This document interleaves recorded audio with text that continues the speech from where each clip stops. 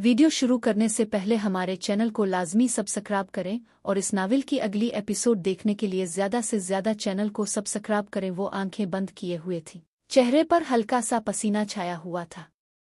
उनकी सांसों की तेज़ रफ्तार की वजह से इन उभरती और धंसती महसूस हो रही थी। ये एक ऐसी गहरी लज्जत का आगाज़ था जिसकी कोई हद न थी, एक ऐसा सरवर था जिसके सामने तमाम दुनियावी नशे मांद पड़ जाते थे। मैं बेखुद होकर उनके होंठों को देखता रहा और वो भी पूरा साथ दे रही थी। काफी देर तक ये सिलसिला जारी रहा। फिर मैंने आहिस्ता से होंठ ठीक किए और उनकी तरफ देखा।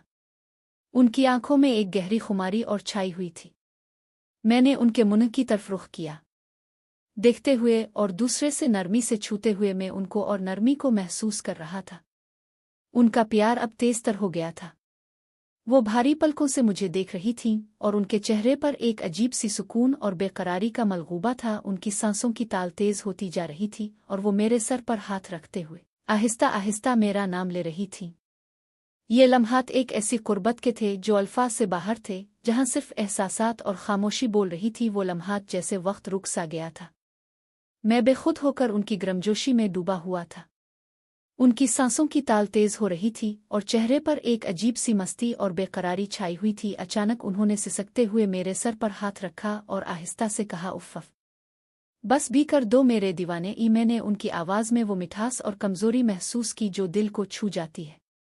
मैं समझ गया कि अब वो मुकम्मल तौर पर इस लम्हे में खो चुकी है। मैंने आहिस्ता से उनके करीब होकर नरमी से उनके हाथ को थामा और कहा, उम्मी जी। उन्होंने एक आह भरी और बोले, बेटा, ये बहुत सुकून का काम है, घर जाकर दूंगी। अभी प्लीज। ये नहीं हो सकता। मैं उनकी बात सुनकर हैरान रह गया। उन्होंने मेरी बात समझ ली थी बगैर ये कि मैं कुछ कहता। मैंने उनके घर का काम शुरू कर दिया। जैसे मेरी उम्मी कहेंगी वैसा ही होगा। उनकी आवाज़ में फिक्रमंदी थी, लेकिन आंखों में वही खुमारी और प्यार अब भी मौजूद था। मैंने उनकी पेशानी पर एक हल्का सा हाथ दिया और आहिस्ता से उन्हें अपने साथ बैठा लिया। हम दोनों खामोश हो गए, बस एक दूसरे की सांसों और धड़कनों की आवाज़ सुनाई दे रही थी। उनके चेहरे पर एक अजीब सी प्यारी मुस्कान थी जो दिल को छू रही थी। मैंने उनकी तरफ देखा, फिर अपने जज्बात की तरफ नज़र डाली और जब दोबारा उनकी आंखों में देखा तो वो भी मुझे देखकर आहिस्ता से मुस्करा रही थी। उनकी आंखों में शरारत और मोहब्बत का मलगूबा था। मैंने आहिस्ता से कहा, वो अभी सो रही है, अब भी देख लें। उम्मी ने अपना निचला होंठ एक तरफ से दांतों तले दबा लिया। ये उनका एक प्यारा अंदाज था जब वो शर्माती थी। फिर उन्होंने दोनों बाजुओं को गर्दन के पीछे करके बालों को सीट करने लगे। इस हरकत से उनकी खूबसूरती और भी नुमायां हो गई। मैंने फौरन आगे बढ़कर उन्हें अपने करीब कर लिया। उनके मुंह से एक हल्की सी मीठी आवाज़ निकली, लेकिन उनके चेहरे पर गुस्से की बजाय वही मुस्कुराहट थी। तो वो आहिस्ता से बोले, ठहरो बेटा, अब मुझे छुट्टी को देखने दो। और वो आहिस्ता से पीछे हटीं, अपने आप को मेरे करीब से अलग किया और दरवाजे की तरफ बढ़ गईं। दरवाज़ा हल्का सा खोलकर उन्होंने सिर्फ अपना चेहरा झरी से बाहर निकाला, बाकी सब कुछ दरवाजे के पीछे छुपा रखा। वो बाहर झांक रही थीं कि छुट्टी सो रही है या नहीं। इस तरह झुकते हुए उनकी सब कुछ कदरें झक गई और मेरी नज़र उनकी मुतनासिब कमर और खूबसूरत भारी और सिडौल निचले हिस्से पर पड़ी, जो उनकी खूबसूरती को और भी दिलकश बना रहा था।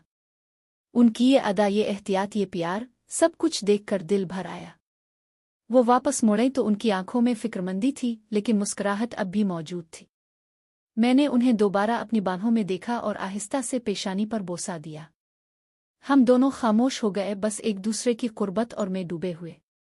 ये लम्हात मोहब्बत, एहतियात और गहरे बंधन के थे। उनकी खूबसूरती इस लम्हे में और भी नुमायां हो रही थी। वो कदरे करके दरवाजे से झांक रही थी और उनके हिस्से की मुतनासिब और दिलकश शक्लें एक ऐसी कशिश पैदा कर रही थीं जो देखने वाले को बेइख्तियार खींचती थी। मैं आहिस्ता से उनके करीब हुआ और पीछे से उनको नरमी से देखा। मेरे बाजू उनकी बगलों से गुजरते हुए आगे बढ़े और मैंने उन्हें अपने पास बैठा लिया।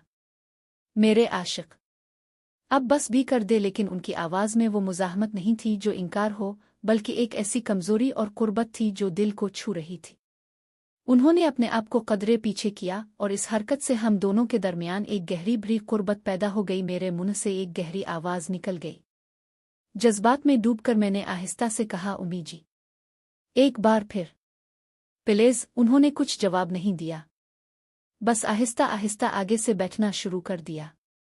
मैं उनके पीछे खड़ा था, उनके पर हाथ रखे हुए, और उनको महसूस कर रहा था। वो आहिस्ता आहिस्ता सांस ले रही थीं और उनकी अब भी फिजा में गूंज रही थी। हम दोनों एक दूसरे की कुर्बत में खोए हुए थे, जहां सिर्फ एहसासात बोल रहे थे और अल्फाज खामोश थे। उनके घर का मंजर वाकई एक हुसैन और दिलकश था, मुतनासिब और कुदरती खूबसूरती से भरपूर। हल्की सी नमी और इस लम्हे को और भी गहरा बना रही थी। मेरे अंदर एक शदीद ख्वाहिश जाग उठी, जैसे दिल दोनों एक साथ कह रहे हों कि अब मजीद ताख़ीर न करो। मैंने आहिस्ता से आगे बढ़कर खुद को उनके करीब किया। जब वो मुकम्मल तौर पर मेरे साथ मिल गईं तो उन्होंने मुड़कर एक ऐसी नज़र से देखा जो कुर्बान होने और मोहब्बत से भरी थी। उनकी आंखों में एक सवाल था, जैसे पूछ रही हो, कैसा लग रहा है। मैंने उन पर सदके जाते हुए उनकी आंखों में देखकर मुस्कुराया और आहिस्ता से हरकत शुरू की। एक नरम, गहरा और तेज धक्का, और हम दोनों एक दूसरे में मुकम्मल तौर पर बैठ जो दर्द और लज्जत का मलगूबा थी। मेरे से टकराने की आवाज़ फिजा में गूंजी और उसके साथ एक गहरी रसीली आवाज़ उनके होंठों से निकल गई। ये आवाज़ें मेरे लिए जैसे कोई नशा थी। मैंने आहिस्ता से बाहर निकला, फिर दोबारा गहराई में उतरा।